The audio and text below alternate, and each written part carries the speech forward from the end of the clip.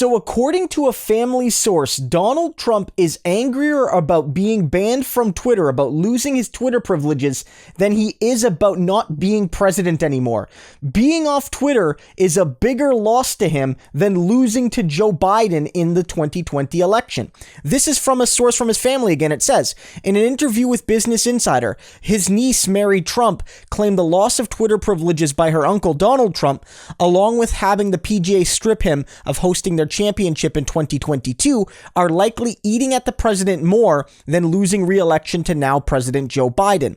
I think that being banned from Twitter and having the PGA take their tournament away from his golf courses are probably the worst things that have happened to him in the last 4 years. How is he managing without Twitter? Because even he must realize that people really aren't paying attention to him in the same way. According to his niece, Trump's only lifeline keeping him from being yesterday's news is his battle for control of the Republican Party as he fights with the various arms of the GOP's fundraising apparatus.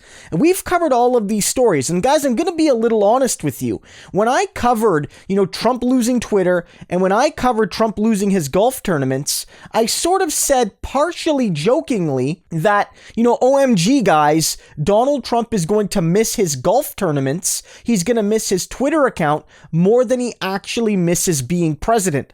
That if he could choose, he would rather have the Twitter account than the White House. But, maybe I was wrong in joking, and maybe there's some truth to that. Now, Mary Trump and Donald Trump are not close. In fact, there's litigation between the two. But the fact of the matter is, they are family. She does understand how he ticks. And I don't think this is an unreasonable point of view. That Donald Trump, sure, he wanted to be president. Sure, there's a lot of power and perks and privilege and opportunity to grift when you're president. But Trump misses attention.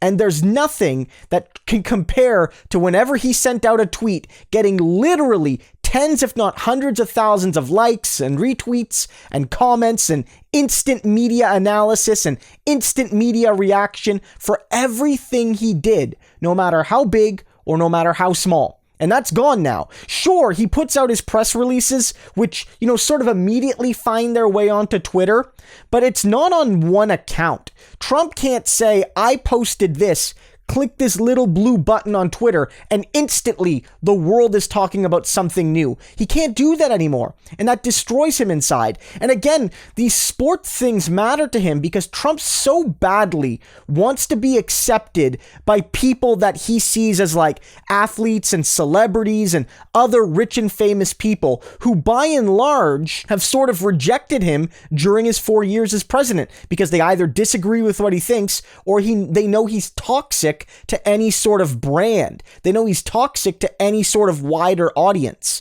And so Trump, when Bill Belichick wouldn't take the Medal of Freedom, Trump when he lost his tournament, Trump when sports teams would refuse to visit the White House, I guarantee you that absolutely tore him up inside. Remember, this is the guy that sued the NFL because they wouldn't let him into his club. And technically he did win the suit, but the judge only gave him $1, basically saying that, technically you're right, but also the NFL isn't dumb and they don't want your dumb, ass in their NFL ownership club. And so this is a guy that's always wanted approval in certain ways that maybe are different from more normal presidents.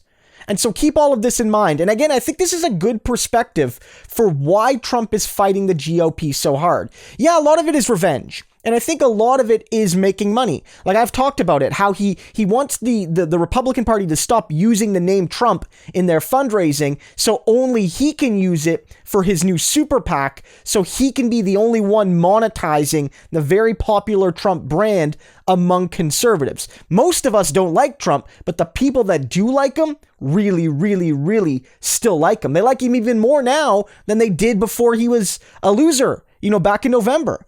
And so, that's part of it. But I think a major factor is clinging to relevance. He is only relevant now in that GOP circle. Mainstream society has largely cooked him up to be a kook and an anti-democratic thug and a monster.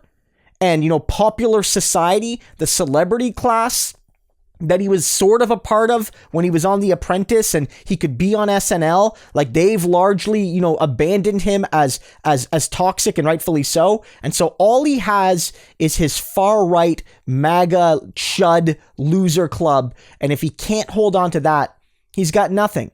And so that's what this is all about. That's why he wants his Twitter. That's why he wants his golf tournaments. That's why he wants his rich celebrity friends. It's all about ego with this man. What a sad existence.